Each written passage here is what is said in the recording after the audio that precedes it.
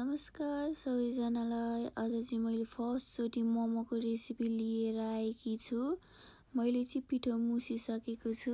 अब चाहिँ किमाको लागि काटेर राखेको बान्दा, काटेर राखेको प्याज, हामी चाहिँ 3 जना छौँ, त्यही भएर 2 प्याकेट किमा एड गरेका छौँ। काटेर राखेको लसुन, धनिया, स्वाद अनुसार नुन, कतिको पिरो खान मन लाग्छ त्यो अनुसार धुलो खुर्सानी एड गरेका छौँ। धुलो मसला, थोरै धुलो मसला, मैले चाहिँ यसमा मिट मसला पनि एड गरेकी छु। अब चाहिँ किमा मुस्दैछु।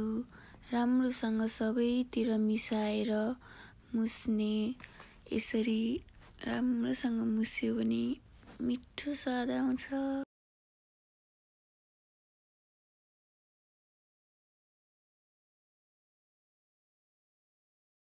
अब चाहिँ मजाले मिक्स भइसकेको छ।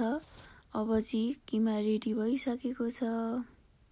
बेल्ने पालो रहेको छ। यतापट्टि दिपा साथीले बेल्दै हुनुहुन्छ, यतापट्टि सनम साथीले मोमोको लाम्चो आकार बनाउँदै हुनुहुन्छ। म चाहिँ भिडियो खिच्ने काम गर्दैछु। अब चाहिँ मेरो पालो रहेको छ मोमो बनाउने। नेपाल हुँदा बनाउन आउँदैन थियो, जति गरे पनि मोडै बन्दैन थियो। जापानमा चाहिँ अलिअलि गर्दा बनाउन आयो। धेरै खुसी छु। हामीले चाहिँ जापानमा यो तरिकाले नै मोमो बनाएर खान्छौँ। अरू जापानमा बस्नेहरूले चाहिँ कुन तरिकाले मोमो बनाएर खानुहुन्छ थाहा छैन।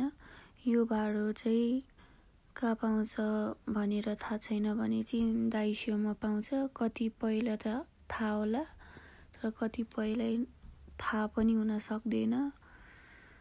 अब चाहिँ मोमो पाक्नको लागि छोप्दियौँ। अब चाहिँ मोमो पाकेर रेडी भइसकेको छ। हेर्नुहोस् त कति राम्रो राउन्ड भएको छ, कति मजाले पाकेको छ, टाँसेको पनि छैन कतै। हजुरहरू पनि यसरी नै मोमो बनाएर खानु होला। आएन भने मेरो भिडियो हेर्नु होला। अब चाहिँ अचारको पाली। थोरै तेल हालेकी छु, त्यसपछि काटेर राखेको प्याज एड गरेकी छु, गोलभेरा पनि एड गरेकी छु, मसला,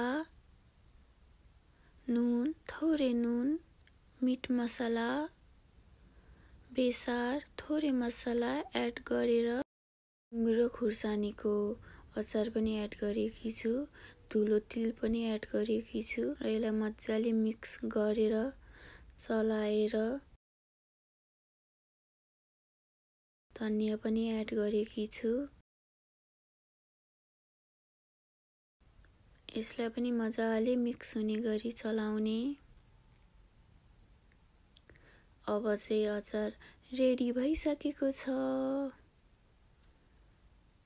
अब चाहिँ हामी 3 जना साथी तातो भए पनि, मुख बिगार्दै भए पनि मोमो चाहिँ खायौँ।